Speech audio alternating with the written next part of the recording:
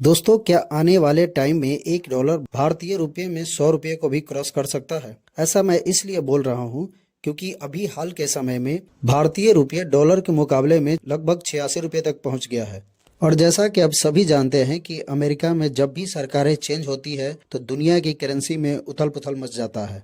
कुछ इकोनॉमिस्ट ने भारत को पहले ही अलर्ट किया था कि अमेरिका में अगर ट्रम्प सरकार आती है तो डॉलर के मुकाबले में भारतीय रुपये और ज़्यादा कमज़ोर हो सकता है।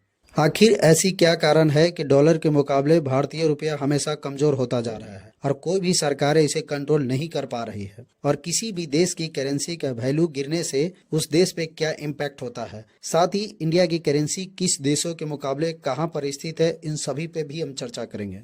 1947 में जब देश आजाद हुआ तो $1 एक भारतीय रुपये के बराबर हुआ करता था, जो आज धीरे धीरे लगभग 86 रुपये तक पहुंच गया है। अब सवाल उठता है कि रुपये का वैल्यू बढ़ने और कम होने से आम आदमी के लाइफ पर क्या इम्पैक्ट पड़ सकता है। आप इमेजिन कीजिए कि कल $1 की कीमत 60 रुपये थी और आज लगभग 86 रुपये है, और आप किसी कंट्री से कोई प्रोडक्ट खरीद रहे हैं और उसके बदले आप उसे डॉलर के रूप में पेमेंट कर रहे हैं। यानी उसी कंट्री को सेम प्रोडक्ट के लिए कल तक आप 60 रुपया पेमेंट कर रहे थे और आज 86 रुपये कर रहे हैं। अब सवाल उठता है कि हम किसी कंट्री से कोई प्रोडक्ट खरीदते हैं तो उसे पेमेंट के रूप में हमें डॉलर ही क्यों करना पड़ता है? तो दरअसल डॉलर एक स्टैंडर्ड और ग्लोबल करेंसी है, यानी पूरे वर्ल्ड के लिए एक मानक तय किया गया है कि आप किसी कंट्री से व्यापार करते हैं तो आपको उस कंट्री को डॉलर के रूप में ही पेमेंट करेंगे, जिसके वजह से पूरे वर्ल्ड में डॉलर का डिमांड ज्यादा है। और जाहिर सी बात है कि जिस चीज की डिमांड ज्यादा होगी मार्केट में वैल्यू उसी का ज्यादा होगा। जैसे अपने देश भारत को देखें तो आप किसी कंट्री से अगर कोई कपड़ा खरीदते हैं तो उसका पेमेंट डॉलर में करते हैं, किसी कंट्री से कोई गोल्ड खरीदते हैं तो उसका पेमेंट भी डॉलर में करते हैं, किसी कंट्री से कोई कच्चा ऑयल या डिफेंस प्रोडक्ट परचेज करते हैं तो उसका भी पेमेंट आपको डॉलर में ही करना होता है। भारत को पेमेंट करने के लिए ज्यादा से ज्यादा डॉलर खरीदने होंगे, जिससे डॉलर का डिमांड बढ़ेगा और उसका वैल्यू भी बढ़ेगा। हालांकि कुछ देश अपने प्रोडक्ट का पेमेंट अपने ही करेंसी में लेना पसंद करते हैं। अब ऐसे में सवाल है कि फिर भारतीय रुपये के वैल्यू कैसे बढ़ेगा? सपोज कीजिए कि अगर कोई व्यक्ति रूस या ब्रिटेन से इंडिया घूमने आया है तो उसे इंडिया में घूमने के लिए, होटल में रहने के लिए, खाने के लिए और इंडिया से कुछ चीजें खरीदने के लिए उसे भारतीय रुपये की जरूरत होगी, यानी उसे भारतीय रुपये खरीदने होंगे, जिसके वजह से रुपये का डिमांड बढ़ेगा और उसकी वैल्यू भी बढ़ेगी। इसी तरीके से स्टॉक मार्केट में इंडियन स्टॉक मार्केट जितनी स्ट्रांग होगी, विदेशी कंपनियां उतना ही पैसा इंडियन स्टॉक मार्केट में लगाएगी, और इसके लिए वो हर देश अपने करेंसी से भारतीय रुपये खरीदेंगे, जिसके वजह से भारतीय रुपये की डिमांड बढ़ेगी और इसकी वैल्यू भी बढ़ेगी। यानी भारतीय अर्थव्यवस्था जितना मजबूत होगा, पूरे वर्ल्ड के लोग भारत आएंगे, उसे जोड़ना चाहेंगे, उसे सामान खरीदना चाहेंगे और हमारे रुपये का डिमांड लगातार बढ़ेगा। और रुपये का डिमांड अगर बढ़ेगा तो रुपया ऑटोमेटिक मजबूत होगा। भारतीय रुपये की कमजोर होने की सबसे बड़ी रीजन भारत का इंपोर्ट है।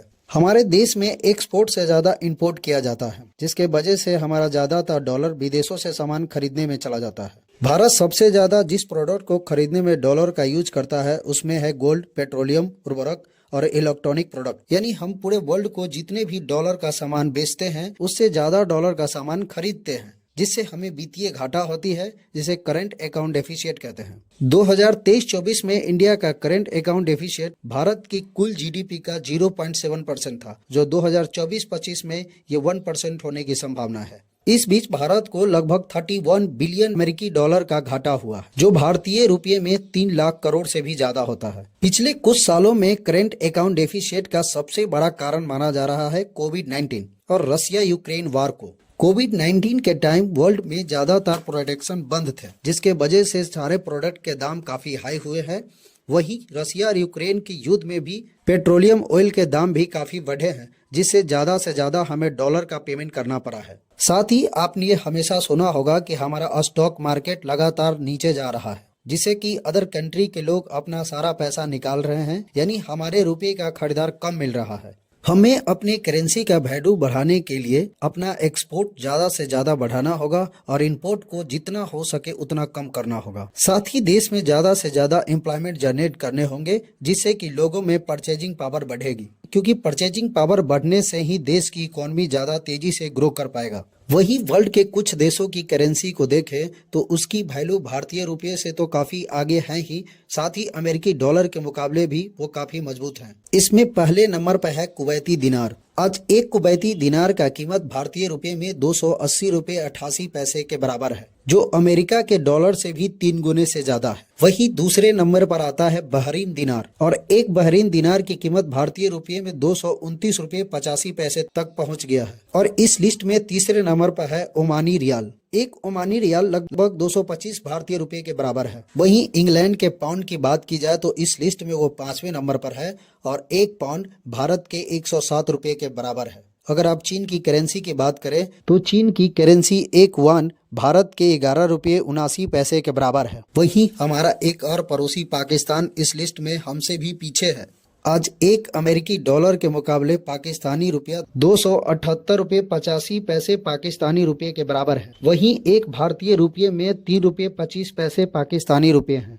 वहीं इस लिस्ट में सबसे बड़ी चौंकाने वाली बात अफगानिस्तानी करेंसी की है। अफगानिस्तान की करेंसी इस समय भारत और पाकिस्तान दोनों से काफी स्ट्रांग है। अफगानिस्तान की करेंसी डॉलर के मुकाबले 73 रुपये 70 अफगानी के बराबर है। और इस लिस्ट में सबसे कमजोर करेंसी ईरान की रियाल को मानी जा रही है, क्योंकि अमेरिका पिछले काफी सालों से ईरान पे सैंक्शन लगाए हुए है, यानी ईरान खुलकर किसी देशों के साथ व्यापार नहीं कर पा रहा है। आज एक अमेरिकी डॉलर 818.5 ईरानी रियाल के बराबर है। दोस्तों, हमारा ये वीडियो आपको कैसा लगा हमें कमेंट्स के जरिए बताएं। हमारे वीडियो को ज़्यादा से ज़्यादा शेयर करें और चैनल को सब्सक्राइब करें। धन्यवाद।